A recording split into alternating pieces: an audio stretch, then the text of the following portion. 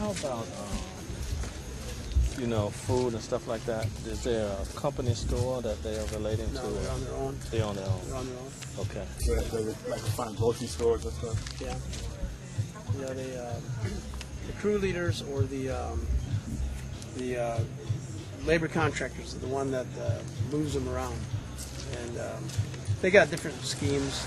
Sometimes a place like this has a common kitchen, and the crew leader sometimes tries to extort his wife's cooking and sell it to them, and so he deprives them of visits to the store so that they'll force them to eat the food cooked by his wife.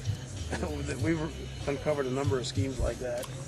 I have to pay for that. Have to pay, of course, so much a week for the services, and that becomes the old company store routine. Right. So you said there's 400 people on this farm at 4 different locations, so maybe each one has about 100? There's maybe 150 in this particular camp. And are all the workers men? There have been women, but not very frequent, because as undocumented workers, sometimes they travel as a family or as a couple. So they have a health care need. What do they do? They're on their own. They die. Like the guy just died Sunday. So, But most are fairly young, would you say? yeah. Almost have to be workers. Yeah. Oh, yeah. Although you were out there last year Yeah, well, you know, for a week. for a week. That's right. It wasn't Most all of the guys in their 20s.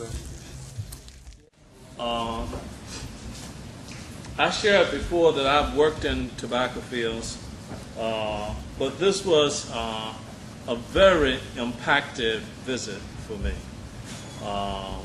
We were at a site that looked like about 100 people in living spaces that were hot, unsanitary.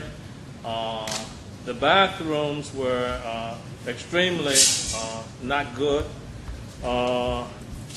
and we were overcome with gnats. And John was saying on the way back that he'll be able to preach with more power and conviction the story of the gnats in Egypt.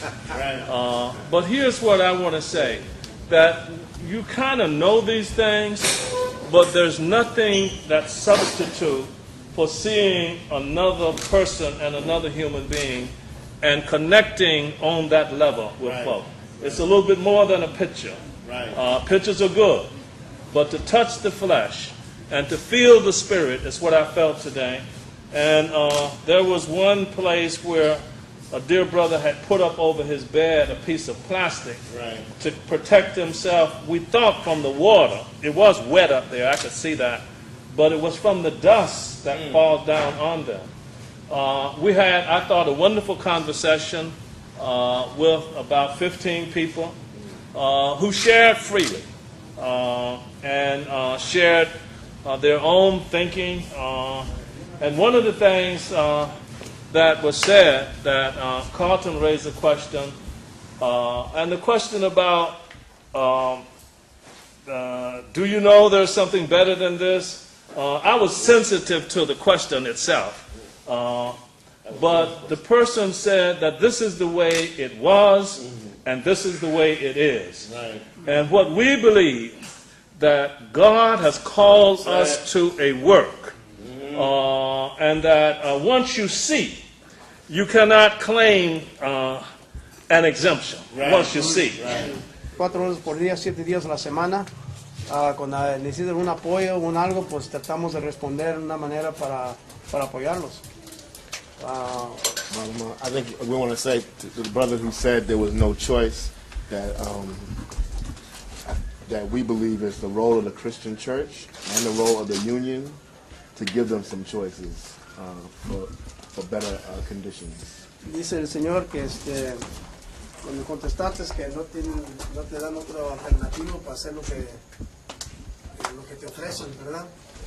Y no tienes opciones. Dice que es el rollo de la iglesia y del sindicato para darles alternativas.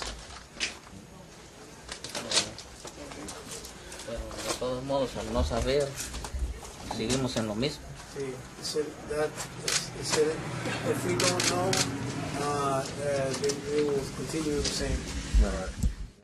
And so I just want to say that I'm committed to go back and to work, especially with clergy, but with everyone, because we have to take responsibility for what's happening in our state. This state does not belong to the tobacco companies only. It belongs to all of us. And so I just want to, what I said to them was I considered it a gift to be invited and to be in conversation. And I just want to commend to all of us, which we're going to talk about on the bus on the way back, how we can do our part in this struggle that Flock is leading. We were together today. It was our first encounter. We actually pulled into a work area that all the workers had gone. And then we pulled down the street to a house that the workers lived in. And immediately we saw, probably about 5 or 10 minutes afterwards, we saw a truck pull in. And we thought, oh great, the workers are here, so now we get to talk to them. Ran around front, and it was actually the owner, the grower. And he approached us, and it was not a friendly approach. It was very confrontational. But his reason, he came up to us and he basically said, you know, I'm a Christian man. I go to church every Sunday. And we're just trying to work, so pretty much leave us alone. Let us do what we do. And I think, so I'm joining with my good friends in Winston-Salem saying that we need to work diligently hard because just as faith was justified for slavery, again, faith is being justified once again for slavery. And I think we have a daunting task as faith leaders and folks who understand a bit of the faith that the good Lord has allowed us to understand. And I think we need to continue to ground these things scripturally, as you did, in scripture and in faith and in conviction.